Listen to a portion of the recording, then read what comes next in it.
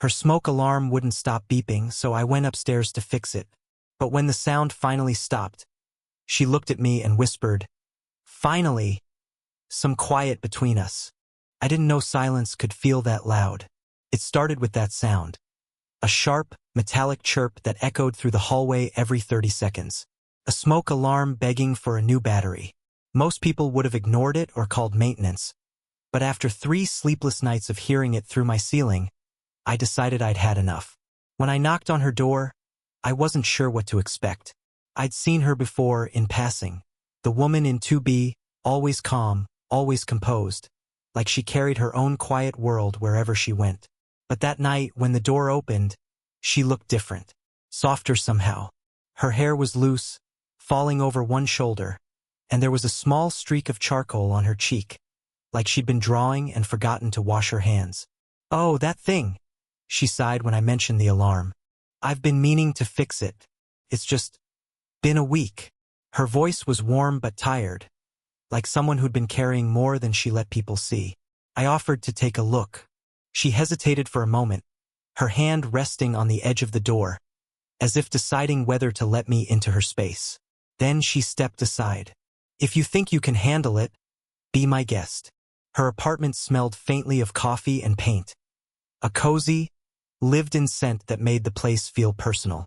A few canvases leaned against the walls, some half-finished, others blank.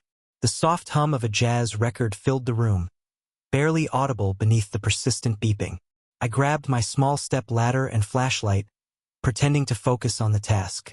But the truth is, I could feel her presence behind me. The quiet rhythm of her breathing, the soft creak of the floor when she shifted her weight. When I finally pried open the cover of the smoke alarm, a faint trail of dust fell onto my hand. "Do you fix things for everyone in the building?" she asked playfully, breaking the silence. "Only for the ones who can't reach the ceiling," I said, glancing down. That made her smile. A real one, unguarded. Caught me off guard how beautiful it was. After a minute, the beeping stopped. Just stopped. The silence that followed felt heavier than the noise ever had. It filled the room in a strange, comfortable way, the kind of quiet that draws 2 people closer without either realizing it. She looked up at the now silent alarm, then at me. "I can't remember the last time it was this peaceful in here. Guess I did my job," I said lightly, packing my tools, but my voice came out softer than I meant it to. As I turned to leave, she spoke again, quieter this time. "Thank you, not just for fixing it, for showing up." I nodded, not trusting myself to say more. The door clicked shut behind me, but that quiet, that strange, gentle quiet, followed me all the way back downstairs. I didn't know it then, but that was the night everything started. After that night, things changed, not in any obvious way, but in the kind you feel before you notice. Her apartment was just above mine, and somehow, I began to recognize her rhythm. The soft shuffle of her slippers in the morning, the faint hum of her kettle, the muffled sound of a song she liked to paint to. It wasn't intrusive, it was familiar, comforting even. Sometimes, I'd catch glimpses of her through the window when I stepped out to my balcony. Hair tied up, paintbrush in hand, her expression lost somewhere between concentration and peace. She had this quiet way of existing that made the world around her seem calmer. I found myself listening for her presence without meaning to. A few days later, I ran into her again. Literally. I was carrying groceries. She was juggling a box of tangled fairy lights. We nearly collided in the hallway. The lights spilled to the floor, and we both bent down at the same time, hands brushing for a split second.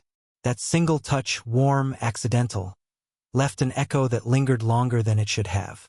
She laughed, soft and a little embarrassed. "I was trying to make the place look less lonely," she said, lifting the string of lights with a small sigh. "But I think I just made a mess." "Here," I said, taking the box gently from her.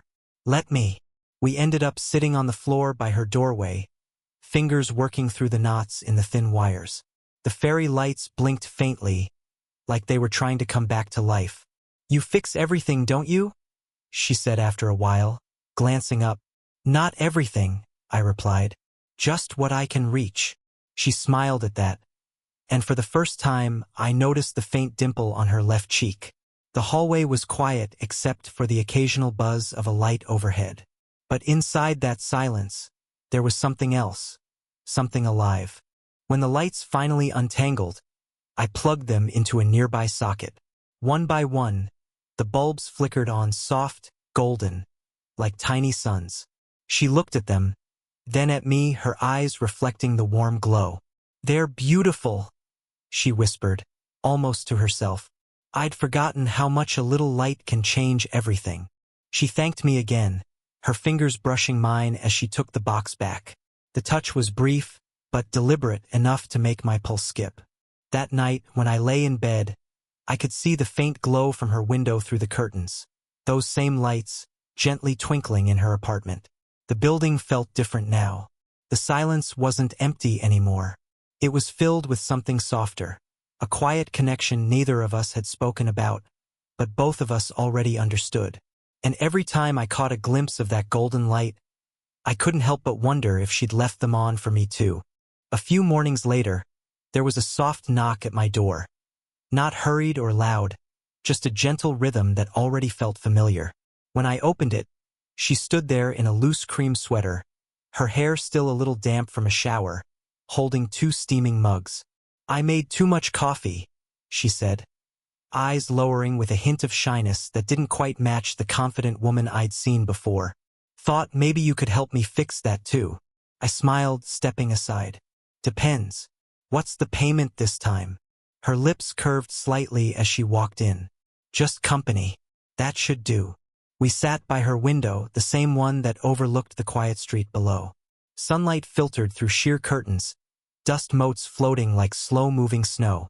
The aroma of freshly brewed coffee filled the air, rich and warm. She had a small table cluttered with paintbrushes and jars, and in the middle of it all, a half-finished painting of something abstract yet calm, like a sunrise dissolving into mist. For a while, we didn't talk. Just the sound of the spoon stirring in her mug, the faint hum of morning traffic outside. Then, softly, she said, "You know, I used to love mornings." Then somewhere along the way, they started feeling empty. I glanced at her. The sunlight caught the fine lines near her eyes. Not age, but experience. The kind that made her beauty feel real. "What changed?" I asked. She shrugged gently. "I guess silence started feeling too heavy. It's strange. When you live alone long enough, even the quiet starts to echo." I didn't say much, just nodded, sipping my coffee, listening to her words settle between us. She wasn't asking for pity. She was just sharing a truth she'd carried quietly for too long. After a pause, I noticed a smudge of paint near her wrist, blue, faint but noticeable. Without thinking, I reached out and brushed it away with my thumb. She froze slightly, her breath catching. Our eyes met, and for a second, neither of us moved. Her voice dropped to a whisper. "You missed a spot." I smiled faintly. "Guess I'll have to check again next time." The air shifted then, that invisible pull between two people who weren't supposed to look at each other that way, but did anyway. She broke the moment first, exhaling softly as she looked toward the window. "You're easy to talk to," she said quietly. It's been a while since I felt that. I wanted to tell her I felt the same, that her presence filled a space I didn't even know was empty. But instead, I just nodded and took another sip, letting the silence speak for both of us. And as the morning light softened around her, I realized that sometimes, connection doesn't begin with words. It begins with the simple act of showing up when someone offers coffee and quiet. The storm came suddenly, wind rattling the windows, thunder rolling like distant drums. The lights flickered once, twice, and then everything went dark. The building fell silent, except for the low growl of rain against the glass. I sat in my apartment listening to it. For a while, I thought of waiting it out, but when I glanced at the ceiling, knowing she was up there, probably in the dark, something in me just moved. I grabbed my flashlight and headed upstairs. Her door opened before I could knock. Candlelight spilled into the hallway, golden and soft, and she stood there wrapped in a light shawl, shadows flickering across her face. For a moment, I just looked at her. The kind of quiet awe you don't even realize is showing until it's too late. "Power's out," I said, lifting the flashlight a little. She smiled faintly. I noticed. Her apartment looked different in the dark, warmer, more intimate. The candles she'd lit threw soft halos of light across her paintings, making them seem alive. There was something romantic about it. Not in a planned way, but in that accidental beauty that only happens when the world pauses. "I was just making tea," she said, motioning toward the kitchen. "Stay if you'd like. It's not exactly a five-star setup, but it's cozy." I sat across from her at the small wooden table, listening to the rain beat a steady rhythm outside. The faint scent of chamomile drifted between us. Every time the lightning flashed, I caught glimpses of her. The outline of her smile, the soft curve of her hands around the cup. After a while, her tone shifted. "Do you ever feel like life just stopped somewhere along the way?" she asked. I looked at her. "Stopped." She nodded slowly. "After my husband passed, I kept myself busy. Work, painting, anything. But sometimes, when it's quiet like this, it hits me. How still everything's become." Her voice trembled, barely noticeable, but enough to make something in my chest ache. I didn't say anything at first. I just reached across the table, resting my hand lightly over hers. Her fingers were warm, soft, a little tense, but she didn't pull away. For a few seconds, the world felt suspended. Just her breathing, the candlelight, the rain. Then she exhaled softly, her shoulders easing. "I'm sorry," she murmured. "You didn't come here to listen to all that." "I came to make sure you were okay," I said quietly. "I think that's close enough." Her eyes lifted to mine, deep, searching. The kind of gaze that doesn't ask questions but still finds answers. Thunder rolled again, closer this time. But inside it was peaceful, almost sacred. And as the candles flickered between us, I realized that sometimes, the storm outside is nothing compared to the quiet between two people finally letting their walls down. When morning came, the storm had passed. The world outside was washed clean. Streets glistening, air heavy with that faint sweetness only rain leaves behind. I woke to soft sunlight spilling across my floor, warm and golden. And for a reason I didn't quite understand, my first thought was of her. I hesitated before going upstairs, wondering if it would seem like an excuse. But the truth was simple, I wanted to see her. I grabbed my toolbox again, just in case I needed a reason to knock. She opened the door before I could speak, smiling faintly. "Power's back," she said, holding up her phone like proof. Her hair was slightly tousled, her sweater too big for her frame, and there was something about the casualness of it that made her look impossibly real. Not the graceful woman I'd met days ago, but someone softer, someone at ease. "Still," I said, glancing toward her breaker panel, "might be good to check the circuits." She laughed lightly. "You really can't help yourself, can you?" "Occupational hazard," I said. Inside, the candles from the night before had burned low, leaving wax trails down glass jars. The air smelled of tea and rain. I crouched by the circuit box while she leaned against the counter, watching me. There was no music this time, no conversation, just the quiet rhythm of the house coming back to life. When I flipped the final switch, the kitchen lights flickered on. She smiled, a little wistful. "Back to normal, I guess." I stood, brushing off my hands. "Normal's overrated." She tilted her head slightly, studying me. Not the way people look at someone they just met, but the way they look at something they're trying to understand. Then, without a word, she poured coffee into 2 mugs and handed me one. Her fingers lingered on mine for half a second longer than necessary. "Thank you," she said softly, "for yesterday, for staying." Her tone made it clear she wasn't just talking about the storm. "You don't have to thank me," I said. "You made it easy to." She smiled, but her eyes shimmered. Not with tears, just emotion she didn't try to hide. "You know," she said after a pause, "this house has felt empty for so long. Last night it didn't. The silence that followed wasn't awkward. It was warm. A shared stillness that said more than any confession could. I could feel her gaze on me, steady but uncertain, like she was waiting for something to change and afraid that it already had. I didn't move closer. I didn't need to. The space between us held enough meaning on its own. As sunlight slipped across her face, catching the faint smile at her lips, I realized that something quiet and unspoken had already shifted between us. The storm had passed, outside and in, but neither of us really wanted the calm to end. A few days passed. I told myself to give her space, that what had grown between us was fragile, better left unspoken for now. But every time I walked by her door, I found myself slowing down, listening. The faint sound of brushes on canvas, soft music drifting through the air. It felt like she was painting the quiet we'd shared. Then one evening, just as the sky turned pink, there was a knock at my door. When I opened it, she stood there, hair tied up, fingers lightly stained with blue and ochre. Her expression was hesitant, uncertain in a way that made her seem younger. I wanted to show you something," she said. Her apartment was different this time, brighter. The curtains were open, and the evening light bathed everything in amber.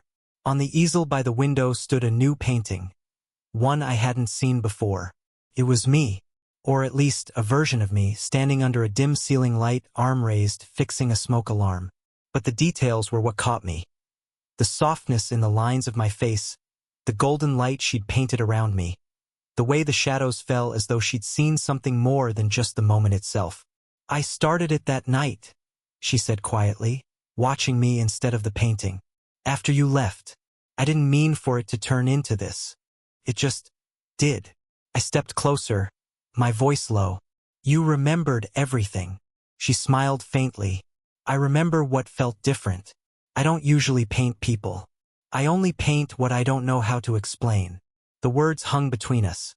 Gentle, uncertain, loaded with meaning neither of us dared to unpack too quickly. I turned back to the canvas, then to her. "It's beautiful," I said. "You make things feel alive." For a heartbeat, she just looked at me, her eyes shining with something unspoken. Then she brushed a stray lock of hair from her face, fingers trembling slightly. Instinctively, I reached out, tucking the strand behind her ear. She froze. The air shifted, that fragile silence returning again, full of warmth and hesitation. Her breath hitched, and her gaze met mine, steady and searching. "I wasn't sure if showing you this was a mistake," she whispered. "It's not," I said softly. "It's honest." She smiled then. A small, trembling thing that felt more like a confession than any words could.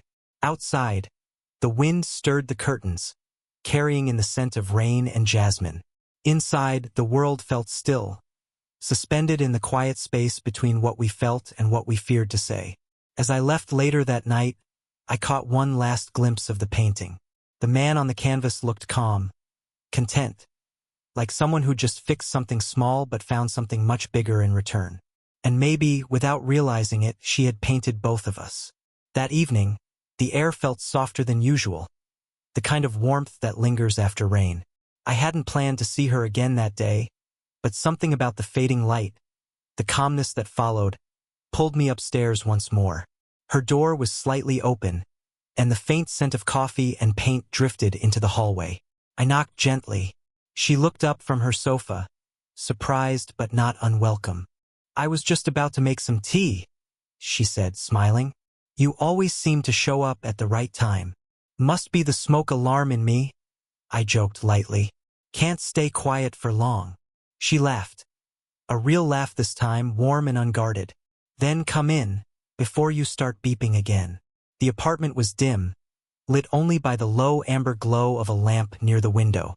The fairy lights we'd fixed still framed her curtains, twinkling faintly like tired stars.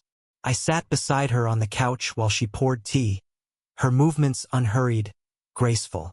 For a while, we didn't say much. The air between us was thick with that familiar silence, the same one that had followed us from the very first night. But it no longer felt uncertain, felt peaceful. She looked down at her cup, fingers tracing the rim absently. "It's strange," she said softly. I used to think quiet meant being alone, but now it feels different. How so? I asked. Her eyes met mine. Because when you're here, it doesn't feel empty anymore. Something in my chest shifted. That quiet ache that grows when words aren't enough. I didn't answer right away. Instead, I reached out, resting my hand lightly over hers. She didn't move, didn't even blink, just exhaled, a breath that carried weeks of tension out of her body. We stayed like that, two people in the soft hum of evening light, saying everything without needing to speak. After a long pause, she leaned gently against me. Her head rested on my shoulder, her hair brushing my jaw. The rhythm of her breathing slowed until it matched mine. The window was open just enough to let in the sound of distant traffic and wind moving through the trees. When she finally spoke, it was barely above a whisper. Finally, some quiet between us. The words settled in the air, tender and certain. I smiled, letting the silence stretch again. Not heavy, not awkward, just ours. I could feel the warmth of her skin through the thin fabric of her sleeve, the steady calm of her heartbeat against my arm. Outside, the city carried on, lights blinking, cars passing.